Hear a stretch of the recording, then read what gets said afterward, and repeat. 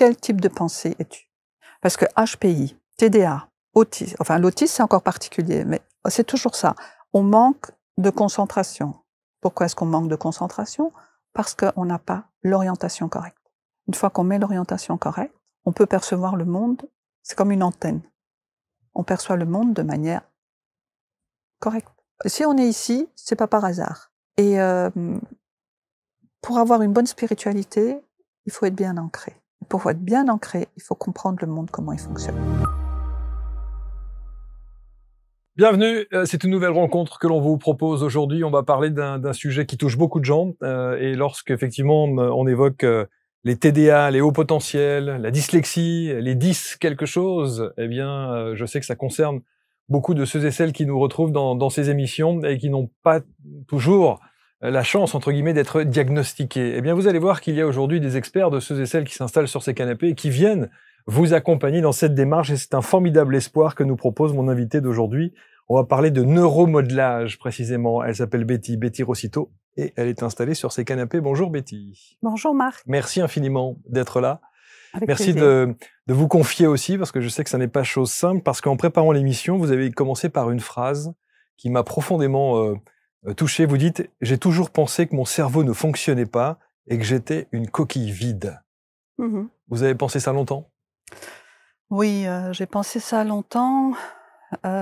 C'est quelque chose qui est systématiquement confirmé par le système.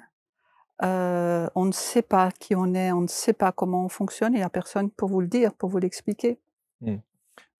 Donc, vous avez été diagnostiqué, alors on va voir votre parcours, et lorsqu'on parle des TDA, des hauts potentiels, des dyslexiques, des autistes aussi, il y a parfois on a le sentiment qu'on est pris entre deux situations. J'ai presque parfois, je vais provoquer un petit peu en disant ça, le sentiment qu'il y a un effet de mode qui consiste à dire, voilà, mon enfant est HPI, mon enfant, les hauts potentiels, alors on se dit, oh là là, il est hyperactif, il est hyper ceci, il est 10 cela, etc. Et on se range dans cette catégorie-là pour dire, pour se dédouaner peut-être de l'éducation de ses enfants. Et puis d'un autre côté, il y a évidemment des vraies situations de cas où les enfants, ou parfois même des adultes, quand on est diagnostiqué un peu tard, sont véritablement dans ces catégories-là. Est-ce que vous êtes d'accord avec ça? Alors, il y a effectivement un effet de mode, mais il ne faut pas se retrancher derrière cette idée que ce n'est qu'un effet de mode. C'est vraiment une situation, une réelle situation, où on a de plus en plus d'enfants qui arrivent avec une façon de fonctionner qui est complètement différente, et notre système actuel ne répond plus à leurs besoins. Donc, c'est facile de dire c'est un effet de mode, oui, parce que c'est une réalité en fait. Hein. C'est vrai que si tout le monde s'habille de la même manière, si tout le monde fonctionne de la même manière, alors est-ce que peut-être au lieu de se dire il y a un effet de mode, est-ce qu'on pourrait pas se dire mais il y a un réel problème? Hein. Je pense pas que le nombre de parents, le nombre de personnes qui s'interrogent, qui se questionnent, qui se disent mais qu'est-ce qui m'arrive? Mais pourquoi je fonctionne pas? Si moi je me suis dit je suis une coquille vide, je suis persuadée qu'il y a pléthore de personnes qui sont dans cette réflexion, dans ce mal-être. Et puis souvent, les enfants des parents, on dit que la pomme ne tombe pas bien loin de l'arbre. Donc l'arbre, il fonctionne comme la pomme, elle fonctionne comme l'arbre. Donc ça veut dire aussi que cet effet qu'on constate aujourd'hui, ce n'est que la suite d'un effet qui existe déjà depuis un moment. Et puis on va aller de plus en plus vers des situations de plus en plus difficiles, de plus en plus critiques. Dans votre vie, dans votre parcours de vie, il y a une situation qui m'a fait un peu sourire aussi, vous l'expliquez très très bien. Vous dites que non seulement vous vous considériez comme une coquille vide et que votre cerveau ne fonctionnait pas très bien, et vous dites aussi que pour apprendre certaines leçons, il vous est arrivé de vous mettre la tête à l'envers, mais physiquement, la tête à l'envers, les pieds en l'air, pour vous dire peut-être que ça va rentrer de cette manière-là. Oui, exactement. C'est fou. Hein, ça peut paraître... allez, on va dire, on peut sourire de cette situation, mais on imagine le désarroi que vous pouvez vivre à ce moment-là. Exactement, c'est vraiment ça. Mais qu'est-ce que je peux encore faire pour prouver que j'ai envie de réussir, j'ai envie que ça fonctionne. Je veux pouvoir apprendre, parce que tout l'environnement vous renvoie que vous êtes nul, que vous n'y arrivez pas, que vous ne faites pas assez d'efforts, que c'est pas ça qu'il fallait comprendre, que c'est pas comme ça qu'il fallait le dire. et donc vous essayez tout. Et encore une fois, je vous dis, il n'y a personne pour vous expliquer ce qui vous arrive. Donc effectivement, j'essayais des trucs parce que la plupart des gens qui sont dans ce fonctionnement, des personnes, des enfants, des adultes, veulent réussir, veulent y arriver, et donc se mettre comme ça la tête à l'envers. Enfin non, c'était mon cas. Ça, C'est pas c'était tout le votre monde. cas. En Je même suis temps, pas, je c'est la pense encore première à fois autre que je chose. l'entends. J'ai Oui, jamais oui. entendu Non, non, cette non, non, non. situation. Mais on essaye, Ouais, bien on sûr. cherche, on cherche. Donc vous avez souffert Ah oui, ah oui, oui. de cela, le regard des autres, l'échec scolaire, la famille, un peu la brebis galeuse de la famille qui ne Mm. réussit pas, non? Non, pas la brebis galeuse de la famille qui ne réussit pas. Non, non, non, non. Je dirais pas que c'était ça. C'était plutôt l'échec constant. Bon, je viens d'une famille nombreuse, donc on ne cherchait pas trop, comme aujourd'hui, à donner tous les outils à comprendre ce que l'enfant vivait. Mais moi-même, de par moi-même, je cherchais à m'en sortir. Donc la souffrance était, mais j'y arrive pas en fait. La souffrance était là. Quoi que je fasse, c'est comme, vous savez, le toboggan, ce qui est plein de ce savon liquide qui vous essayez de le grimper à l'envers et puis vous vous retrouvez en bas. Ce qui est assez incroyable, c'est que vous aviez conscience de ça. Alors, C'est-à-dire qu'il y a beaucoup d'enfants qui sont peut-être dans votre cas, ou d'adultes qui sont dans votre cas, et qui se laissent aller en disant « bah ouais, ok, c'est une réalité, les études, c'est pas fait pour moi, c'est pas mon truc ». Alors qu'en fait, ils auraient pu, et s'ils avaient été accompagnés tel que vous allez le préconiser là dans un instant, ça aurait sans doute changé leur vie. ça aurait changé la mienne, ça c'est clair. Si on m'avait déjà dit dès le départ, mais écoute, tu sais, c'est pas grave, c'est juste un fonctionnement que tu as qui est différent, c'est clair que ça aurait changé ma vie. J'aurais pu peut-être faire des efforts conscients. Là, je faisais des efforts inconscients et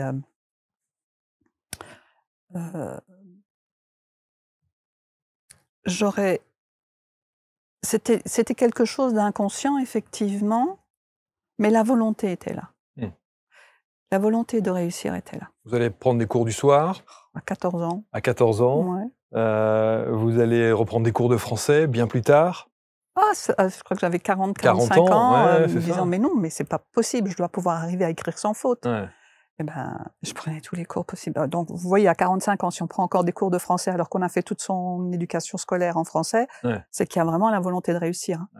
Et oui, et ça ne s'imprimait pas. Vous allez rentrer dans la vie active à 18 ans. Oui. Vous allez vous marier, vous allez avoir des enfants, vous avez 3 filles. Et vous allez, au travers de votre mari, le soutenir, l'aider dans son entrepreneuriat, en comptabilité. Et puis, en 93, vous allez commencer une carrière internationale à la Commission européenne, qui va durer, donc qui commence de 93 jusqu'à 2009. Ouais. Donc, vous réussissez. Pas de mon point de vue. Pas de mon point de vue, parce que quand tout le monde fonctionne d'une certaine manière et que vous fonctionnez différemment, vous avez l'impression que c'est vous qui dysfonctionnez. C'est pas les autres. Si tout le monde fonctionne d'une certaine manière et vous arrivez avec un fonctionnement tout à fait différent, c'est vous qui avez quelque chose qui va pas. Et vous dites que dans cet univers du développement personnel, comme on dit, vous allez courir tous les gourous, c'est vous qui écrivez ça. Donc vous allez essayer de trouver la personne qui est susceptible de vous sortir de cette torpeur-là. Oui. Quand dans l'existence, il y a des... J'appelle ça des concepts, des leçons de vie qui vous manquent, il y a des liens qui vous échappent. Et donc vous vous retrouvez face à des situations que vous ne comprenez pas, alors qu'elles sont tout à fait logiques, mais si votre logique n'est pas clairement installée dans vos neurones, si vous ne faites pas les liens de causalité, vous vous perdez. Et donc systématiquement, vous avez l'impression qu'il y a quelque chose qui vous envoûte, quelque chose qui vous empêche d'avancer, parce que vous sentez quand même que c'est possible et vous n'y arrivez pas. Et ça, c'est vraiment beaucoup de personnes que je rencontre qui me disent ça. Mais je suis envoûtée. Il y a quelqu'un qui m'en veut. On me veut du mal. Ça n'a rien à voir. Comment est-ce que vous arrivez à la Commission européenne pour faire cette carrière internationale alors que vous êtes en échec dans tout votre cursus, j'allais dire universitaire, scolaire et tout le reste? Parce que la motivation, l'énergie de la motivation fait que vous arrivez quand même à vous battre et à traverser beaucoup d'obstacles à les surmonter. Mais c'est l'énergie de la motivation. J'en Ça a veux, été ça votre moteur. je veux y arriver. Ouais. C'est mon moteur, mais c'est le moteur de la plupart des gens qui fonctionnent comme ça. Est-ce que vous êtes adepte du quand on veut, on peut? Non. Non, non, absolument pas. Parce qu'il y a des personnes qui veulent et qui ne peuvent pas. Donc moi, j'ai eu une certaine chance quelque part. Peut-être que j'avais plus de leçons de vie dans mes neurones que d'autres personnes.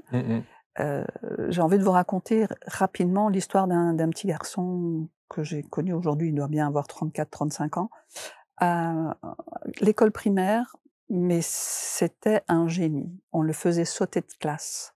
Il est arrivé en secondaire, ça n'allait plus du tout. Parce que lui, il avait une mémoire extraordinaire, donc il faisait tout par mémoire. Il réussissait ses primaires en ayant tout enregistré. Puis il arrive en secondaire, c'est terminé. La matière était trop importante pour pouvoir réussir juste en la mémorisant. Il fallait comprendre. Et c'est un jeune qui est arrivé à 18 ans. Il n'a pas son permis de conduire, il est plus tard, et il n'a pas un métier qu'il aurait mérité d'avoir. Alors qu'il était brillant. Alors qu'il était brillant. Et là, je vous cite un cas, mais aujourd'hui, c'est très fréquent d'avoir cette situation. Ce jeune homme, qui est aujourd'hui effectivement un homme d'une trentaine d'années, il est quoi alors? Il a été diagnostiqué quelque chose? Alors, non. Non, parce qu'on a simplement dit, ben, c'est quelqu'un qui veut pas étudier, ben, les études, c'est pas fait pour lui, ben, c'est un fainéant, ben, voilà. Voilà. C'est votre fille, une de vos filles, qui est à l'origine du déclencheur et peut-être de la base de ce qui vous permet d'être ce que vous êtes aujourd'hui, puisque je rappelle, vous êtes experte en développement personnel, et notamment en neuromodelage, et on va voir ce que c'est dans un instant. C'est votre fille, donc? Oui. Donc, j'ai 3 filles.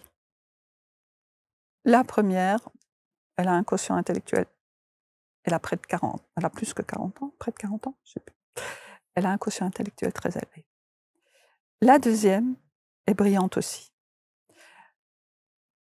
Il s'est fait que toutes les 3, quand elles étaient en âge scolaire, en adolescence, moi je voyais qu'elles étaient brillantes, elles étaient intelligentes, elles avaient cette fibre artistique que beaucoup d'enfants ont, et à l'école ça n'avait pas. Très maltraitées à l'école par les professeurs. Les professeurs ont un rôle qu'ils n'imaginent pas dans l'impact de la vie d'une personne. Alors ça, c'est vrai. Et les mots blessants qu'ils peuvent dire, ça les poursuit toute une vie. La plus jeune a vraiment été harcelée par un professeur. Ça a été terrible pour elle. Et je ne comprenais pas, en fait. Je ne comprenais pas ce qui se passait à l'école. C'était toujours les mêmes problématiques. Je passais des heures à expliquer le système solaire, par exemple. Ça ne rentrait pas. Elle n'arrivait pas à capter. Donc, il y avait des choses qui n'allaient pas.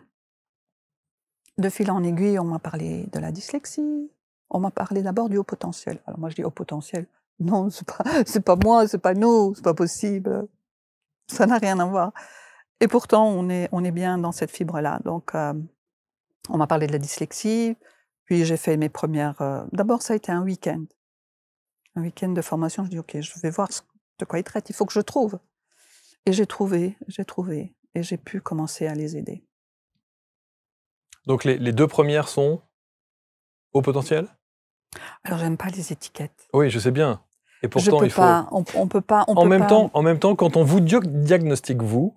On m'a jamais diagnostiqué. Non, mais quand on vous dit vous êtes... vous êtes dans une des catégories, non? Dont on a parlé tout à l'heure. Je peux pas me mettre dans une catégorie parce que je n'ai jamais été diagnostiquée. Je sais que j'ai fait le test WISC à un certain moment, que j'ai brillamment réussi, mais je l'aurais pas réussi aussi brillamment si j'avais pas fait toutes les formations que j'ai faites et si j'avais pas trouvé la solution. Mais c'est une manière d'être diagnostiqué. En tout cas, ça révèle quelque chose de chez vous. Ce que ça révèle, c'est un fonctionnement mental différent. On a le fonctionnement mental qui est la pensée en son. Donc, on entend un son et puis directement, on a la conceptualisation mentale qui se fait. Et puis les autres qui sont plutôt des penseurs en images, entre guillemets. Je mets toujours un bémol à la pensée en image, parce qu'on peut imaginer que c'est juste l'image. Ce n'est pas le cas. Et ces personnes-là, donc moi, je suis quelqu'un qui a un fonctionnement qui n'est pas le son. Donc je ne peux pas directement me faire une conceptualisation mentale rien qu'avec les mots. Aujourd'hui, oui, parce que j'ai travaillé dessus. Mais c'est ça le diagnostic qu'il faut avoir. Quel type de pensée es-tu?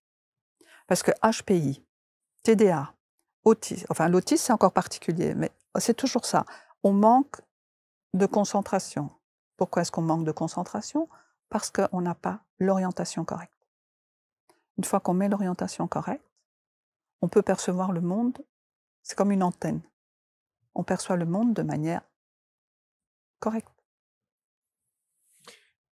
Donc, ce neuromodelage, c'est votre technique. En tout cas, vous allez faire en sorte de l'adapter à votre façon de travailler. Oui. Comment est-ce que ça arrive? Vous parlez de Ron Davis, qui était lui-même autiste.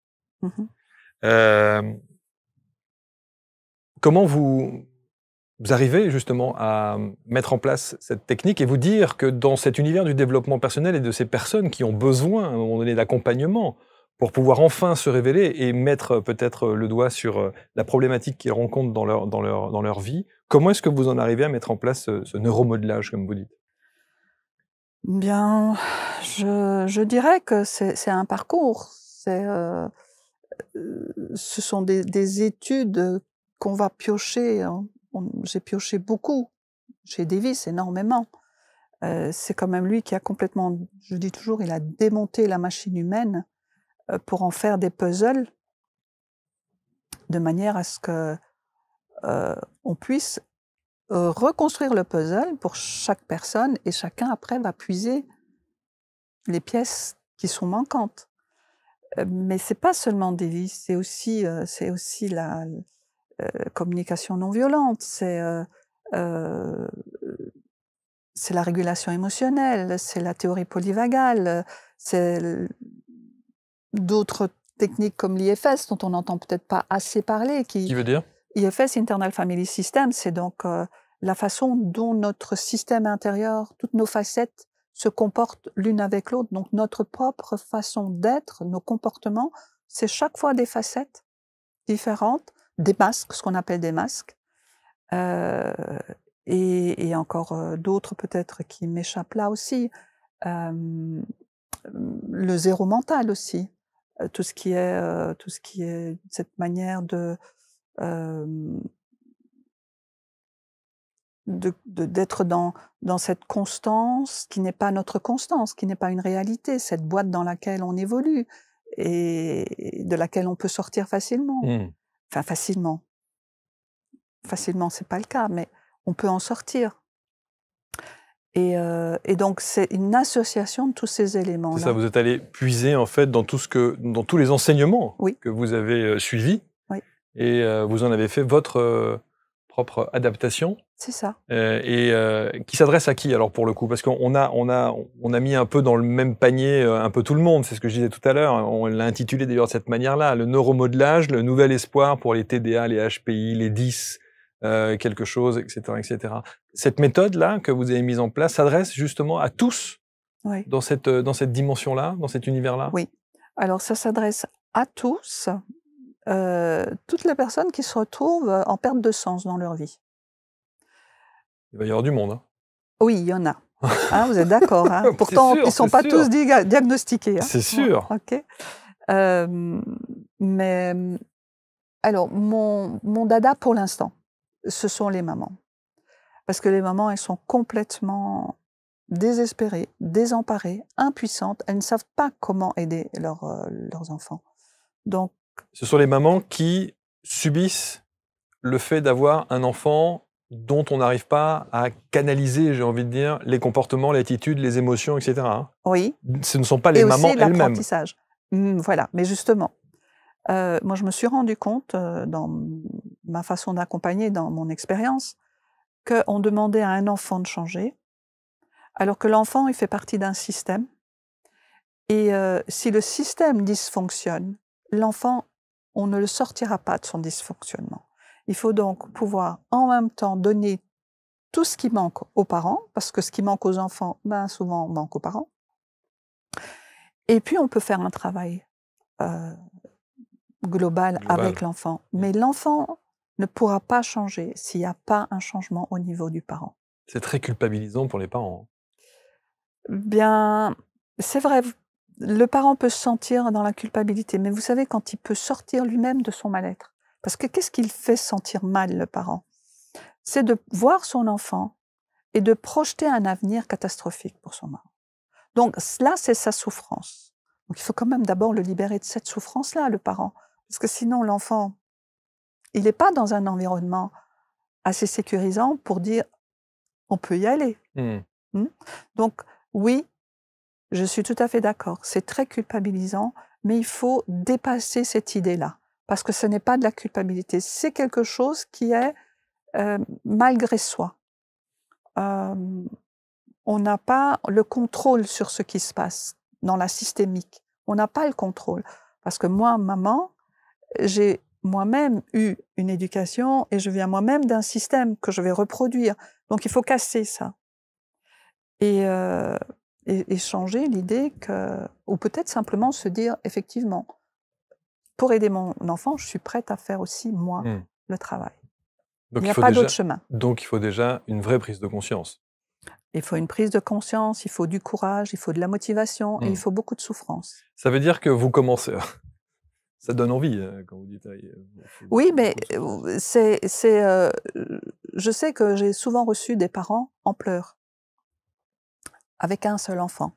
En pleurs, avec un seul enfant, parce que l'enfant ne répondait pas, il était complètement, on dit beaucoup à l'ouest, hein, et il ne savait pas comment y arriver. Ses parents ont accepté de faire toute la démarche et sont venus très souvent chez moi.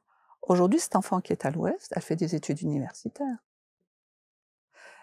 Alors qu'elle était mal partie. Alors, je ne veux pas donner tous les détails de cette situation, mais elle était très mal partie. Ouais. Ouais. Ça veut dire que votre technique de neuromodelage, on commence par où? Parce que vous dites, effectivement, c'est une approche globale. D'un côté, les parents, les enfants. Mais on commence par où et on commence par quoi?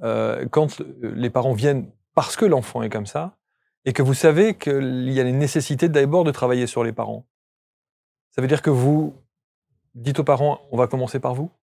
Alors je leur dis, oui, effectivement. Je leur dis, et puis il suffit que je leur demande, mais qu'est-ce que ça vous fait quand vous voyez votre enfant dans cette situation-là? Comment vous projetez-vous dans l'avenir avec cette situation, cet enfant? Ils sont mal.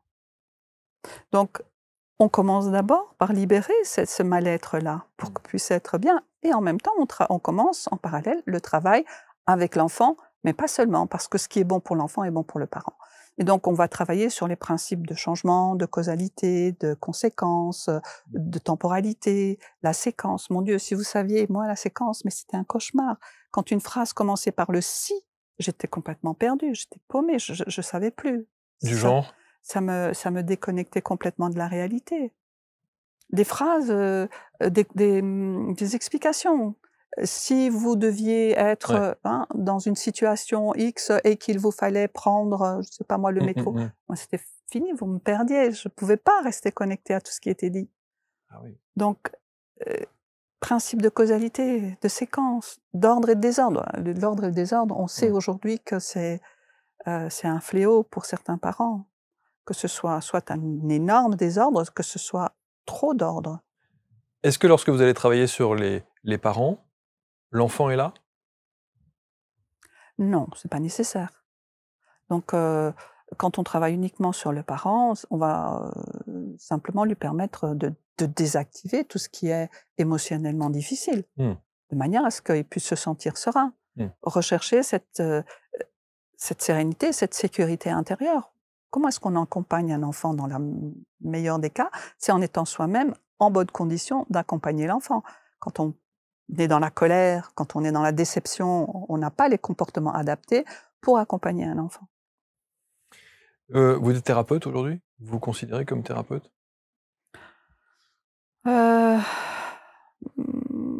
C'est encore une fois un mot qui est compliqué, hein, thérapeute. Est-ce que je suis thérapeute ou est-ce que je ne suis pas thérapeute? J'accompagne des personnes, je les guide je leur partage mon savoir, mes connaissances, mes expériences. Votre vécu. Mon vécu, mais je les accompagne pour qu'ils puissent, dans leur vécu, se sentir bien. Ouais. Que... Dans cet accompagnement, j'aimerais qu'on rentre un petit peu plus précisément dans la technique que vous appelez de neuromodelage, votre technique à vous. Ça passe par quoi? Ça passe par des discussions, par des exercices, par des échanges, par une partie théorique, une partie pratique. Il y a des choses que les parents doivent mettre en place régulièrement. Comment est-ce qu'on pratique ça? Comment vous accompagnez concrètement? On utilise de la pâte à modeler, plasticine ou pâte à modeler. Je ne sais pas, il y a certains qui appellent ça de la plasticine, d'autres de la pâte à modeler. Et l'essence du neuromodelage, c'est d'utiliser les mains, d'avoir l'occasion de créer sa compréhension. De modeler sa compréhension. De modeler sa compréhension, oui. Et donc, elle est sur la table. Et ce ne sont plus des mots qui s'envolent. Tout est sur la table. Waouh. Comme on pourrait le faire avec un dessin, là, c'est de la pâte à modeler, et donc on sculpte. On sculpte. Nos pensées, nos émotions. Alors, oui, on pourrait aussi, j'ai aussi fait un travail de sculpter les émotions, mais l'idée, c'est pas de sculpter les émotions, l'idée, c'est de sculpter un concept. Ok. Donc, le changement, je donne une définition, on va voir comment le changement existe dans notre environnement. Toutes ces petites leçons de vie qui sont partagées, c'est la réalité. Et la réalité, vous la vivez, mais au quotidien, à la seconde après seconde. Et donc, il suffit d'explorer dans la réalité le changement, puisqu'on commencera par ça, et le modeler. Donc l'enfant le voit sur la table. Et puis, le changement, quelque chose qui devient autre chose, pour arriver à cette autre chose, ça, c'est pas fait par magie, mais les enfants peuvent croire que c'est par magie. Même un adulte, parfois, il est déconnecté de la réalité. Et donc, on va chercher à comprendre l'histoire du changement. Et on va le modeler. Pour avoir une histoire du changement, il nous faut avoir quelque chose qui le crée, et puis on voit le résultat. Donc, on a une boucle de nouveau qui se crée sur la table, et on va toujours lier le modelage avec le mot. Alors, je ne vais pas rentrer dans les détails de l'anatomie du symbole, mais le mot et le modelage, l'image donc, et le mot sont liés. Et même le son, puisque quand je vais dire changement, après il y a un protocole, et on va intégrer tout ça. Et ça s'imprime, parce que je l'ai créé, parce que je l'ai vécu, parce que je l'ai exploré, et chaque concept va être intégré de cette manière-là. Donc, quand je parle d'intégration, ce n'est pas une mémorisation. On va faire la même chose avec le concept de causalité, de l'effet, et puis du temps. Nombre d'enfants, et même d'adultes, qui sont complètement perdus par rapport à la temporalité. Maintenant, il y a d'ailleurs un terme pour évoquer la difficulté avec le temps. Je ne saurais plus le ressortir comme ça, je l'ai appris il n'y a pas longtemps. Donc, des enfants qu'on étiquette une certaine dyslexie en lien avec le temps. Mais le temps, c'est le système solaire. Et là aussi, on va le modeler, on va le mettre sur la table, on va le mettre en lien avec les changements, avec la causalité. Tout ça est sur la table. Et donc, ce n'est plus des choses abstraites, ça devient concret. Sauf que quand vous... Alors, évidemment, je pense que l'approche est beaucoup plus approfondie, pointue, que vous la présentiez là, parce que là, on survole, évidemment, et on suscite sans doute, et je l'espère, un intérêt pour ceux qui ont envie de suivre votre accompagnement. Sauf que quand vous dites, par exemple, de modeler une expression, enfin, tout du moins de modeler une situation, même moi qui ne suis pas nécessairement diagnostiqué de quoi que ce soit, je me dis, waouh! Alors, si je hyper vous abstrait, dis, hyper difficile. Mais justement, non, je fais ce travail avec des enfants de 6 ans. Oui, je l'ai déjà fait avec des enfants de 4 ans. Tu dois pouvoir le faire alors. Mais à tout âge, on le fait. Essayez de me donner un exemple pour que j'essaie de visualiser ce que je pourrais, si j'avais la pâte à modeler en face de moi, construire. Donc, si je vous dis, je vais commencer par le concept de base. Je vous parle du changement et je vous dis que tout est changement, tout. Et c'est toujours quelque chose qui devient une autre chose. Une tasse qui est vide, vous la remplissez, elle devient pleine. Mais j'ai déjà donné un élément trop, je dois simplement vous dire, une tasse vide devient pleine. Quelque chose devient autre chose. Une pomme, je mords dans la pomme. J'ai une pomme entière, j'ai une pomme croquée. J'ai des dents sales, j'ai des dents propres. J'ai une porte ouverte, j'ai une porte fermée. Tout est changement. Okay? À partir de là, quand je vois que la personne a saisi le concept, on va chercher une idée de modelage. Une bougie éteinte, une bougie allumée. Et on va avoir sur la table la bougie éteinte qui devient une bougie allumée. Et ça, c'est le changement. Et ça, qu'est-ce que ça évoque? Qu'est-ce que ça switch dans l'esprit dans le mental de celui que vous accompagnez? Qu'est-ce que ça fait concrètement, physiologiquement, biologiquement, neuronalement? Je ne sais pas si ça se dit, mais enfin bon. Ça crée la conscience qu'autour de moi, tout change. Tout change. Okay? Les personnes qui ne sont pas ancrées, ce qu'on appelle l'ancrage, mais c'est ça, c'est simplement être conscient de ce qui se passe autour de moi. Des gens qui ont je ne sais pas moi, quand j'étais enfant, j'avais pas perçu qu'il y avait plusieurs typologies d'arbres. Je ne voyais pas. Des enfants sont face à des mamans qui ont des cheveux longs et puis ils se retrouvent avec les cheveux courts, c'est la crise. Donc il y a vraiment une conscience, ok, tout change et c'est pas un problème. Et après on continue à ajouter de l'information sur ce concept de base-là.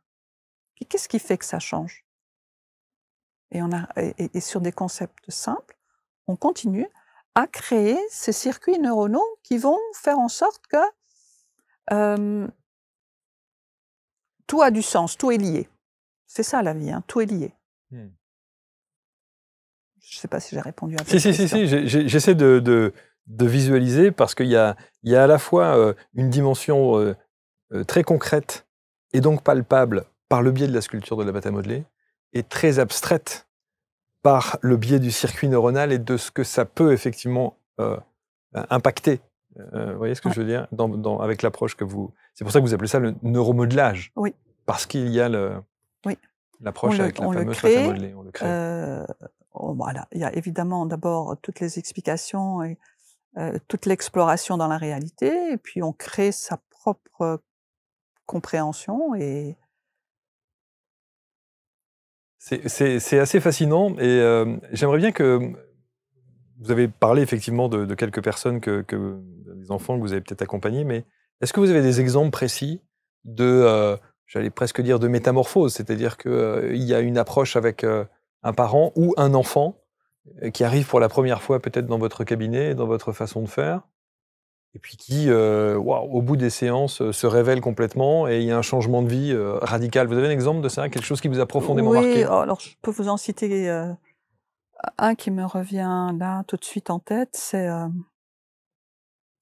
un enfant dont la maman m'explique qu'à l'école on dit qu'il est dyscalculique. Donc les problèmes de calcul viennent aussi d'un manque de structure, d'un manque de compréhension, d'un manque de connaissance de tous les principes de cause à effet. Donc simplement on fait du neuromodelage. Et Pendant combien de temps? Ça prend du temps, hein. Là, je travaillais beaucoup en intensif, donc c'était en immersion pendant 5 jours, 9h du matin, 4h30. Ah oui. Ah oui, c'est un travail de profondeur. On ne fait pas, c'est pas des séances d'accompagnement, c'est vraiment, on apprend quelque chose, on apprend le mode d'emploi de l'existence. Oui, c'est pas une méthode où on se voit une fois puis on se retrouve dans un mois. Non. Non, c'est continu.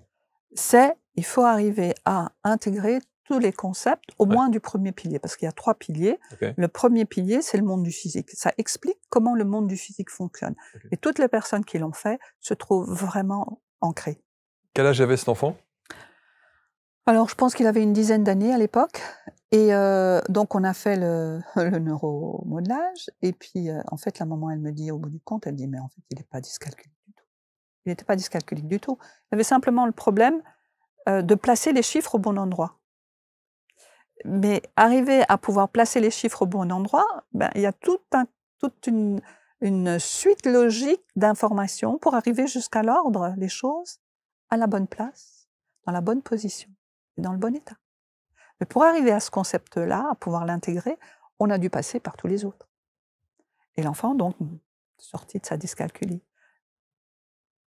Donc ça a dû se ressentir à l'école, Ah sur ses bien sûr, résultats. ah bien sûr, bien Aujourd'hui, il est sûr. ingénieur, il fait maths sup, maths spé et il est Alors, de cette personne-là, j'ai de nouvelles. pas de nouvelles, mais je pourrais en Ouais, avoir. ouais.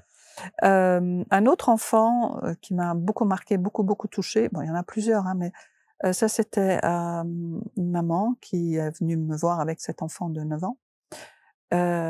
Une histoire très particulière parce que vous savez, les HP, tout petits, ce qu'on appelle les HP, c'est un nom qui ne correspond pas du tout à la réalité, mais bon, c'est comme ça qu'on les nomme. Il avait tenté le suicide parce qu'il se sentait trop nul et que le monde ne lui correspondait pas. Et lui faisait à chaque fois remarquer qu'il était nul. Absolument. Qu'il Alors que faisait c'est pas croire le en cas. tout cas qu'il était nul. Absolument. Et il voulait se suicider, donc il a mis le feu à la maison pour se suicider. Donc ils ont vécu les pires situations, hein, je vous passe les détails. Mais la maman est venue me voir une première fois et puis c'est le papa qui a pris la relève. Il venait me voir toutes les semaines. Ça a duré plusieurs mois. J'ai plus vraiment le temps en tête maintenant. Et puis j'ai plus eu de nouvelles. Alors j'en ai repris après. Cet enfant qui était complètement déstructuré, qu'il fallait accompagner et qui se sentait tellement nul, il s'est trouvé que la famille a vécu une situation difficile. Le papa une armoire lui est tombée sur la tête et il a vécu une commotion cérébrale.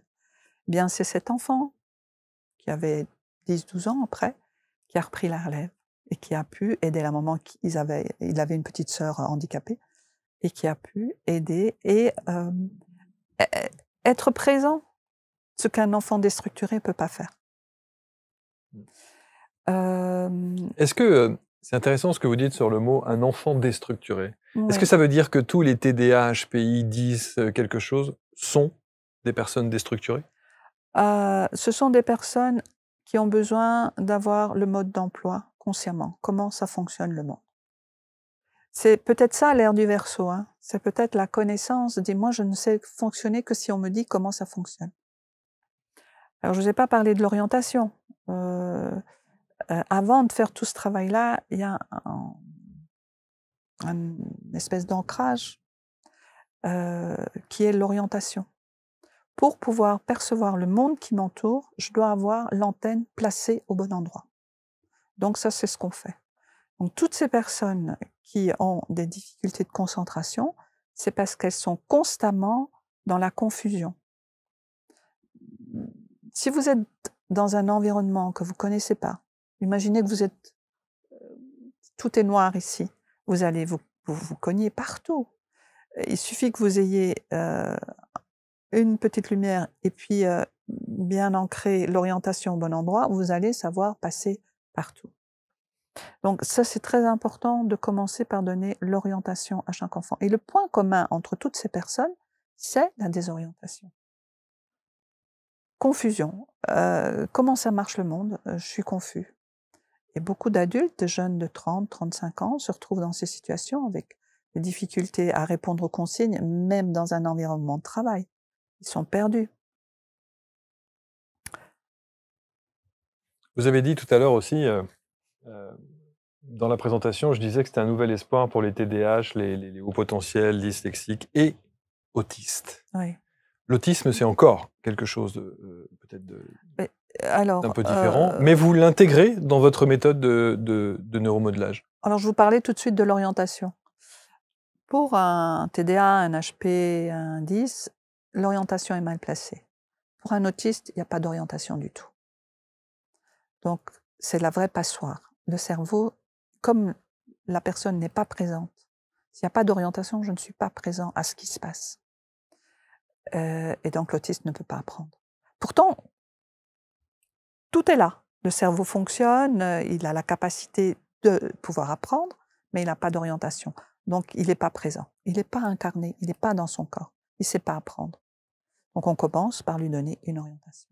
Et quand vous dites l'autiste ne peut pas apprendre, mais moi je connais des autistes qui justement sont des aspirateurs Ah oui, mais à ça, c'est les information, Asperger. Oui, donc ça, qui c'est les... engrangent de l'information, c'est même impressionnant. Oui, donc ça dépend de quelle typologie C'est ça, d'autiste. ok. Hein. On est sur un éventail Il y très a, il y a large oui, d'autisme. oui, c'est vrai. On a les Asperger et puis on a les autres qui ont vraiment beaucoup de difficultés. Les Asperger, ils sont complètement coupés de leur corps. Les émotions, ils les connectent pas. Oui, oui, oui, on a reçu Paul Elkarat, Oui, j'ai qu'on vu. connaît bien, Ouais. qui est un type incroyable, un Absolument. garçon extraordinaire, Absolument. et qui nous parlait justement de la difficulté de gérer ses émotions Mhm. et de l'impact que le monde extérieur pouvait avoir sur sa vie de tous les jours. Exact. Où il est en souffrance par Il rapport est à en ça, hein, souffrance. où tout est une agression pour lui. Oui, effectivement. Tout est une agression, justement parce que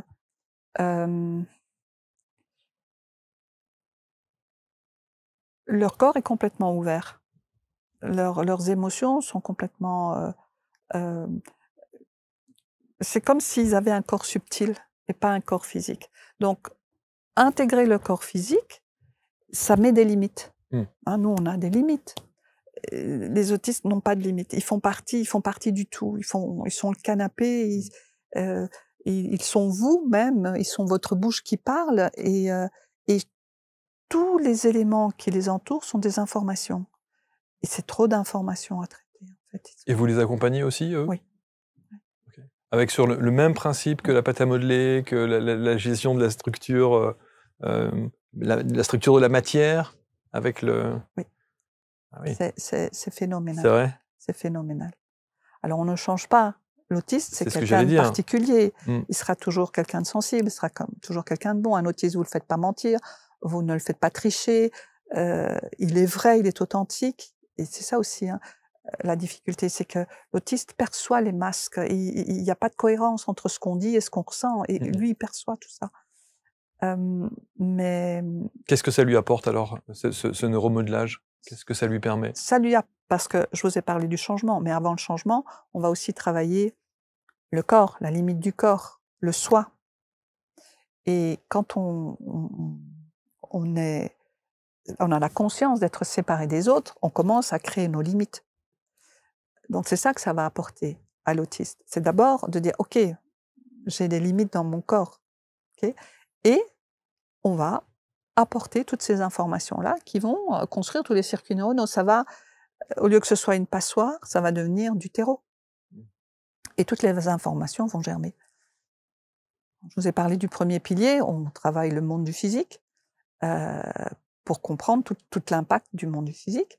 Puis on a le monde du mental, où on va visiter ce qui fait qu'on enregistre toute notre existence, où va toute notre existence, que fait notre mental. Et puis on aura le monde des émotions. Qu'est-ce que c'est une émotion? Comment elle se fabrique dans notre corps? À quoi ça va nous servir? Ça, c'est un gros morceau. C'est quoi une envie? C'est un énorme morceau, mais c'est absolument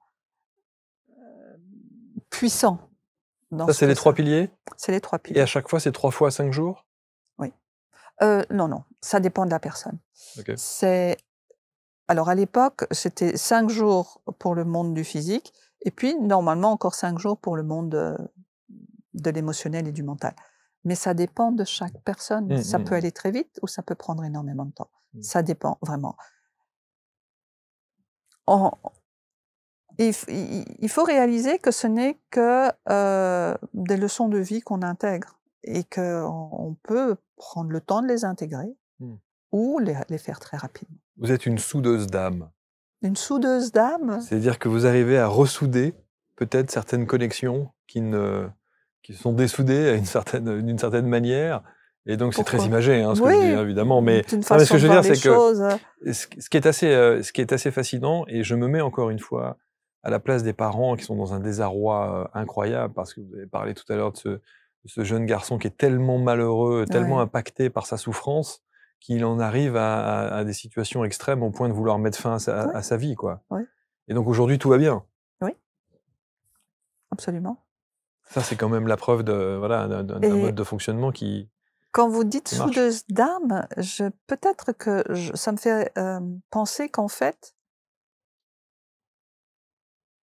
j'aide plutôt à créer la maison de l'âme, de manière à ce que l'âme puisse s'installer dans quelque chose qui est capable, dans une machine qui est capable de bien fonctionner dans ce monde ici. C'est le monde de la 3 dimensions. Si on est ici, c'est pas par hasard. Et pour avoir une bonne spiritualité, il faut être bien ancré. Pour être bien ancré, il faut comprendre le monde, comment il fonctionne. Quand vous dites pour avoir une bonne spiritualité, ça veut dire que les parents qui viennent vous voir savent qu'il y a une dimension spirituelle dans votre approche? Pas besoin. Tout le monde n'est pas au fait de ça, hein? Non, mais c'est pas indispensable. Je suis persuadée, je suis persuadée qu'on est des êtres spirituels. Mais vous n'êtes... Ça change pas que je suis quelqu'un qui est très en connexion avec la réalité. Je m'envole pas. Si, je me suis envolée il n'y a pas longtemps et j'ai compris quel était le monde de l'autiste. Vraiment, C'est-à-dire, vous êtes envolée? J'ai vécu il n'y a pas longtemps, j'ai vraiment vécu quelque chose de très particulier. J'ai vu le ciel qui s'ouvrait, tout était beau, il y avait l'atmosphère, j'étais dans une dimension merveilleuse, d'un merveilleux, je ne peux même pas la décrire. Et j'ai sauté un muret. Donc dans cette dimension, on ne voit pas le danger du monde du physique. Et je me suis retrouvée dans la réalité du physique avec un plateau tibial explosé.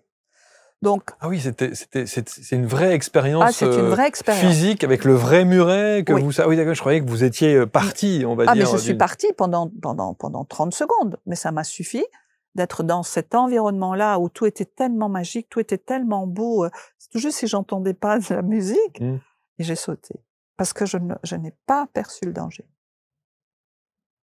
Donc, on est des êtres spirituels. C'est pas possible autrement. Votre technique de neuromodelage, comment la science, les médecins, parce que j'entends d'ici les commentaires, et on va en lire sans doute sous cette vidéo, de gens qui vont dire, ça peut arriver, c'est normal, oui. de gens qui vont dire, écoutez, tout ça c'est bien gentil, c'est encore du New Age spirituel, moi si j'ai un problème avec mon fils, il va chez un psy ou une psychologue, et puis c'est réglé. En tout cas, on fera cette démarche-là. Comment les médecins, psychiatres notamment, entendent parler de votre façon de faire? Est-ce que vous collaborez avec eux? Alors, jusqu'à présent, j'ai des gens qui sont venus en cherchant une psychomote ou en cherchant des méthodes pour la dyslexie. J'ai pas encore eu vraiment de contact avec des médecins ou des psys. Ça devrait être quelque chose que j'aimerais pouvoir mettre en place. Mais cette méthode, c'est un petit peu... quand j'ai commencé à la comprendre, j'ai dit, mais c'est ce que l'homéopathie est à la médecine, en fait. Alors, il y a du boulot. Il y a beaucoup de boulot, oui. Après,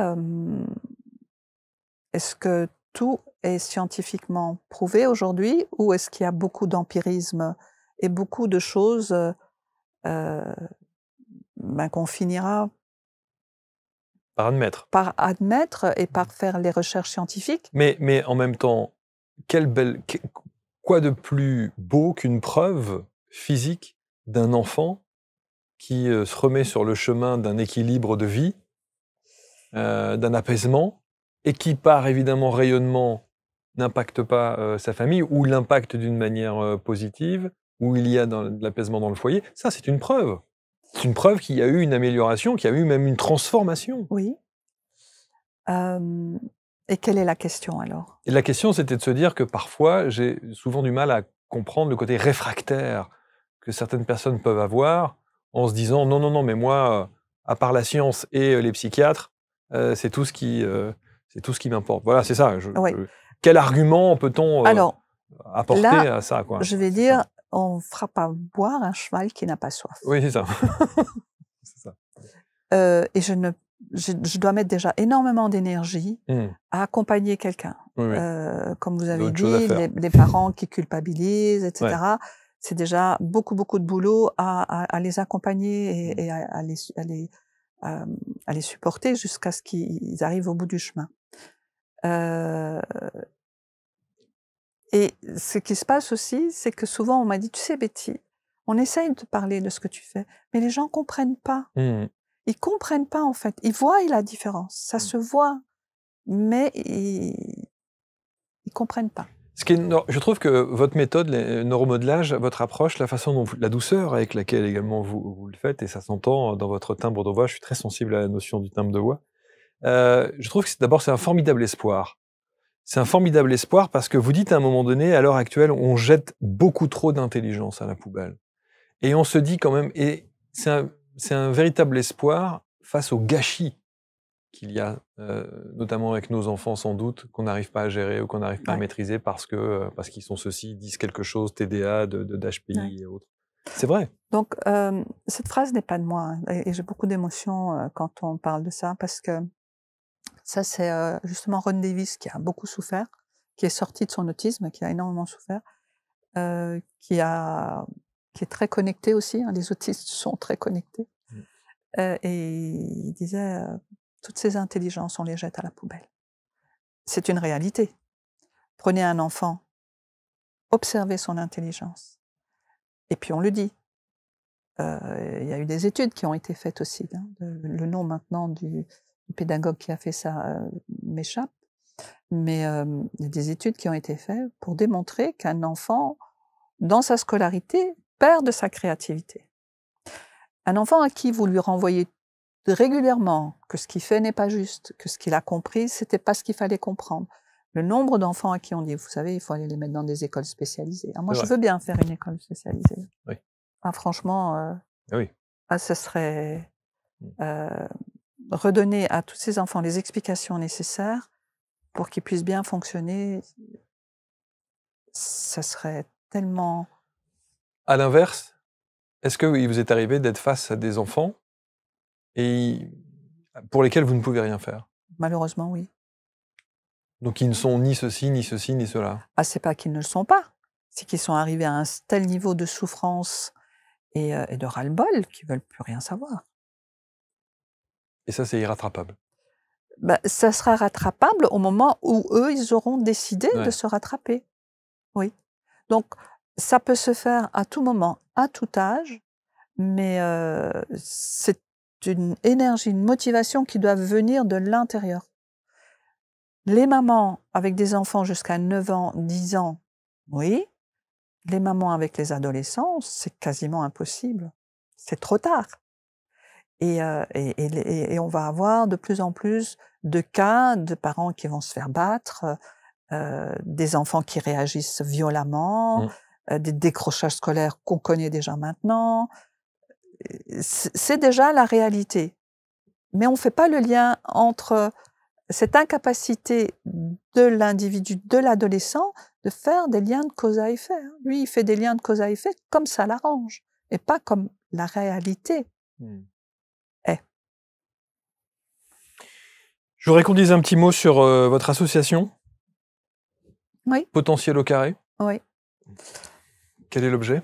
L'objet de Potentiel au carré, c'est d'essayer d'amener le plus de personnes possible à reconstruire leur temple pour que l'âme puisse bien évoluer ici, et surtout pour donner la possibilité à tout le monde d'avoir accès à la connaissance. Parce que dans les conditions où on n'accompagne pas un enfant à pouvoir s'informer et à pouvoir connecter et recevoir de l'information, c'est une énorme inégalité. Donc, Potentiel au carré, c'est pour redonner le droit à la connaissance à tous. Et au développement, à l'accès à avoir une vie, ce qu'on appelle une vie réussie. On parlait tout à l'heure, enfin non pas tout à l'heure, mais j'ai tellement eu l'occasion de faire des émissions ici avec, on parlait de l'impact des écrans, et vous parliez notamment des enfants jusqu'à 9 ans, avec leur maman qui viennent vous voir en disant: «Oh là là, mon fils ou ma fille ont tel ou tel comportement, c'est devenu ingérable et insoutenable à la maison». Est-ce que vous avez le sentiment, si on fait un raccourci un peu rapide, que les écrans favorisent aussi ces comportements d'enfants qui partent en cacahuète, comme on dit? Il y a tellement d'éléments. Commencer comment dire, à trier et à dire Les écrans, oui, les écrans. Mais oui, l'alimentation. L'alimentation, Ça aussi. c'est un fléau énorme. Le manque d'activité, le manque de présence des parents. Alors, de nouveau, on va culpabiliser, mais on a aussi la pression de la société. C'est un tout, ce n'est Ouais, c'est pas ça. un élément Ouais. dissocié. Ouais. Ça veut dire qu'en fait, on a bien. Ouais, d'un côté, il y a votre approche qui est très pratico-pratique. Oui. Et d'un autre côté, il y a aussi votre approche qui nécessite un changement de vie Oui. au sein même de la famille. Mais c'est ce qui se passe. Ouais. C'est ce qui se passe. Alors, c'est pas radical. Mais petit à petit, il y a des choses nouvelles qui s'installent. En tout cas, c'est nécessaire si on veut changer. Si on veut évoluer. Ben, dans justement les concepts que j'enseigne, c'est que un changement, c'est quelque chose qui devient une autre chose, mais pour que cette autre chose, elle existe, ben, il faut faire quelque chose en amont. Et si on ne change rien en amont, il n'y aura pas de changement. Ou si, il y en aura, mais pas celui qu'on espère. Comment vous vous sentez aujourd'hui? Différente des autres, toujours, avec cet écart, ou est-ce que vous avez résolu tout ça? Moi, j'ai résolu énormément de choses pour moi, puisque j'étais pas capable de suivre un journal télévisé, un documentaire. Les lectures me faisaient souffrir. Je sentais vraiment tout mon physique qui était en tension, parce qu'il y avait de la dyslexie, il y avait des traces de HPI. Mais bon, je veux pas catégoriser, étant donné que pour moi, il y a une façon, et cette façon va aider les gens qui sont désorientés, qui sont dans la confusion. Mais aujourd'hui, moi, j'ai pu suivre énormément de formations. Je suis un journal télévisé, sans problème. Les documentaires, je peux les avaler, aucun souci. Je lis, je ne souffre plus de mes lectures. Et donc, comment je me sens aujourd'hui? Je me sens connectée à la réalité, sachant qu'on n'est jamais arrivé nulle part. Hein. On continue toujours à apprendre, à évoluer et à se remettre en question. Bien sûr. Vous savez, je trouve que, pour finir, je trouve sincèrement que ce mot, notamment, alors TDA, ok, HPI, je trouve que ce haut potentiel, je trouve qu'il est très mal choisi, ce mot. Absolument. Parce que si vous êtes par définition un haut potentiel intellectuel, c'est que vous êtes évidemment un crack. Alors que les hauts potentiels intellectuels sont souvent des gens en souffrance. Mais c'est là le gros problème, c'est, je sais pas si vous n'êtes pas en échec scolaire quand vous êtes un haut potentiel intellectuel, puisque vous avez un haut potentiel intellectuel. Vous voyez ce que je veux dire? Oui, ça a été très mal choisi. C'est mal choisi comme mot. Le terme a été très, très mal choisi. Il y a une dizaine d'années, les gens ils disaient « moi, haut potentiel, non, non, non, non, non ». Aujourd'hui, on dit haut potentiel et ça explique tout. Non, c'est vraiment bon, ce que je dis aussi toujours, c'est que on a évolué jusqu'à aujourd'hui. L'humain, enfin de Néandertal, on est arrivé à Je ne l'Homo sais pas si c'est une évolution, mais dans certains cas, je ne suis pas sûr que ce soit une vraie évolution. Mais bon, c'est autre chose. Mais ce que je veux dire, c'est qu'on va continuer à évoluer. Il n'y a pas de raison que ça s'arrête. Et donc, ces nouvelles typologies, ce sont des cerveaux qui fonctionnent différemment, qui fonctionnent très, très vite, sont très rapides dans leur tête, mais ça va tellement vite que déjà, on ne sait pas verbaliser parce que ça va trop vite là-dedans. C'est la pensée en images, donc ça explose d'informations dans tous les sens. Et si on n'a pas la séquence, eh bien, on ne sait pas mettre les idées en séquence. On vit dans un monde qui est linéaire, donc on a besoin de mettre les choses qui se suivent les unes après les autres. Si on n'a pas appris à faire ça, on est déstructuré. Donc, tout ça, que ce soit TDA, TDAH, HPI, HPE, 10, ce sont des symptômes différents, mais à la base, le problème est le même. Confusion et besoin de s'orienter. Betty Rossito, on va vous mettre autour de cette vidéo l'intégralité des liens pour rentrer en contact avec Betty, avec son expertise. Mais alors du coup, juste un truc, parce que pour finir, puisqu'il y a de la pâte à modeler et donc un travail de sculpture, ça ne peut se faire qu'en présentiel? Alors, non, ça peut se faire en vidéo. En visio? En visio. Ok. Je donne les instructions. J'ai une formation en ligne qui permet de faire ça chez soi, avec avec l'enfant, avec soi-même, en ayant un accompagnement par semaine avec des masterclass où on se retrouve. Et puis, on a aussi la possibilité de faire ça en immersion dans une villa dans le sud de l'Italie pendant 7 jours, de manière à faire en même temps d'associer un petit peu un mode plus relax et en même temps faire du neuromodelage avec moi à la villa. Bravo. Bravo d'abord pour votre parcours de vie. Merci. Par cette volonté de vouloir sortir un peu du carcan dans lequel on vous avait vite catalogué, vite épinglé. Je ne sais pas si vous êtes sponsorisé par une marque de pâte à modeler, non? Vous avez pas? Non, il n'y a pas ça? Non. Vous devez faire une consommation de pâte à modeler improbable. Mais Oui, bon. effectivement. Merci Betty, merci infiniment. Merci aussi de m'avoir. Commentez avec bienveillance comme toujours. Partagez, prenez soin de vous, prenez soin de vos enfants, prenez soin de votre famille, prenez soin de ceux et celles qui comptent pour vous, évidemment. Ne les cataloguez pas tout de suite, trop rapidement. Il y a des solutions. La preuve, Betty était là pour vous en exposer quelques-unes avec sa méthode de neuromodelage. Et on se retrouve très vite sur ABC Talk pour une prochaine rencontre. Salut.